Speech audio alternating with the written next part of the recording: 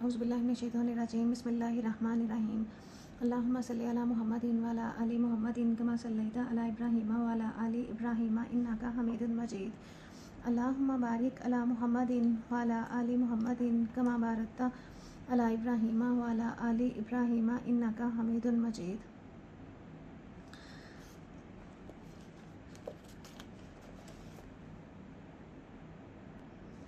Question number है 4।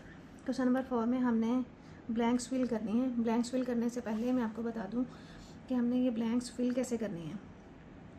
तो angles हमें दिए हुए हैं, साइन, कोस, टेन 90 में से माइनस हो रहे हैं या किसी भी किस से भी माइनस हो रहे हों। यहाँ पे हमारा एंगल होता है 90, ये हमारा एंगल है 180 और यहाँ पे एंगल होता है हमारा 270 और ये पूरा सर्कल जो होता है 360 में तकसीम होता है। अच्छा, अब अगर हमें एंगल कोई दिया हुआ हो इस शेप में कि साइन जो है 90 माइनस थीटा है या साइन जो है 180 माइनस थीटा है या साइन 360 माइनस थीटा है, तो एंगल जो माइनस हो रहा होता है वो उसी के इक्वल होता है। लेकिन हमने यहाँ से देखना है कि ये साइन 90 में से माइनस हो रहा है या 270 में से माइनस हो रहा है। जब भी कोई वैल्यूज़ इस एक्सिस के ऊपर से माइनस हो रही होती हैं तो वो चेंज हो जाती हैं। साइन को हम कॉस में बदल देंगे, कॉस को हम साइन में बदल देंगे, टेन को हम कॉट में बदल देंगे। लेकिन जब इस एक्सिस के ऊपर कोई वैल्यू होगी, इसमें से माइनस हो रही होगी, तो वो वैल्यू चेंज नहीं होती। साइन साइन ही रहता है, कॉस कॉस ही रहता है, टेन टेन ही रहता है। अब देखें, जैसे यहाँ पे साइन 90 माइनस थीटा है तो ये इक्वल होगा साइन थीटा के। साइन थीटा के या वैल्यू चेंज होगी। यहाँ मैंने बताया था कि इस एक्सिस के ऊपर जब भी कोई वैल्यू होगी तो साइन हो जाएगा चेंज, तो ये हो जाएगा हमारा कॉस थीटा। और यहाँ पे है हमारी वैल्यू साइन 270 भी इसी एक्सिस के ऊपर आ रहा है, तो ये भी साइन चेंज हो जाएगा किसमें, कॉस में। सेम इसी तरह से, लेकिन इस क्वाड्रेंट इस एक्सिस के ऊपर हम वैल्यूज़ को चेंज नहीं करेंगे, साइन साइन ही रहेगा, कॉस कॉस ही रहेगा।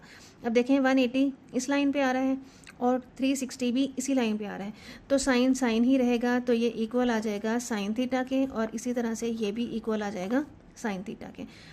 अगर यहाँ पे होता कॉस तो कॉस ने साइन में बदल जाना था, यहाँ पे कॉस होता तो कॉस ने कॉस ही रहना था। एक दफ़ा आप फिर से देख लें कि इस एक्सिस के ऊपर कोई भी एंगल माइनस हो रहा हो तो वो चेंज हो जाता है।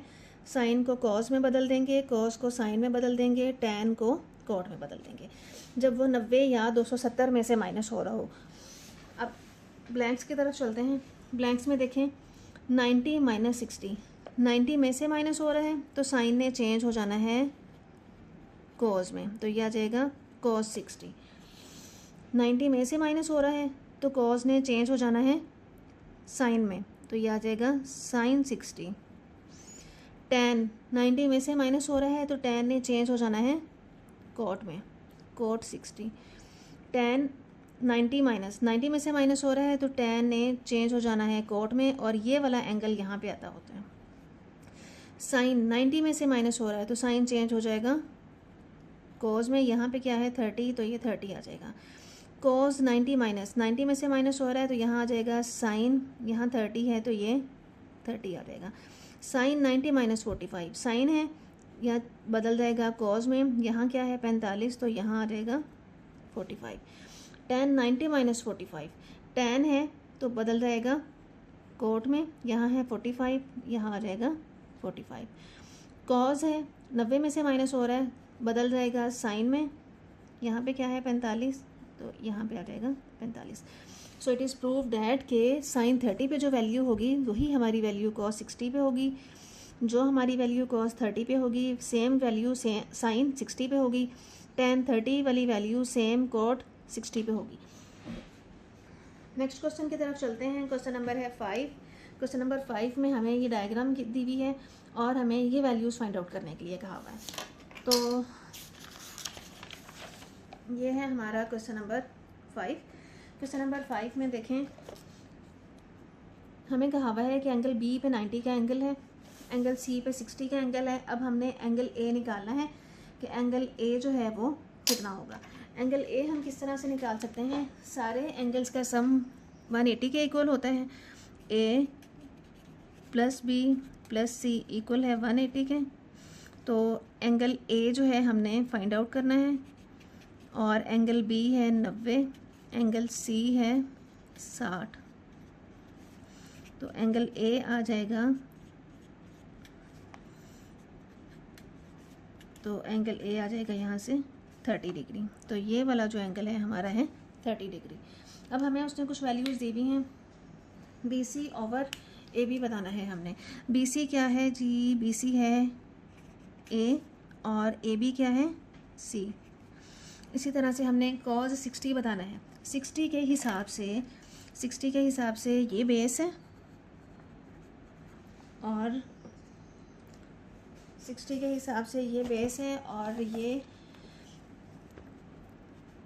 परपेंडिकुलर है और ये हाइपोटेन्यूज है। जिस लाइन के ऊपर एंगल बन रहा होता है उसको हम बेस कहते हैं, उसकी अपोजिट साइड परपेंडिकुलर होती है।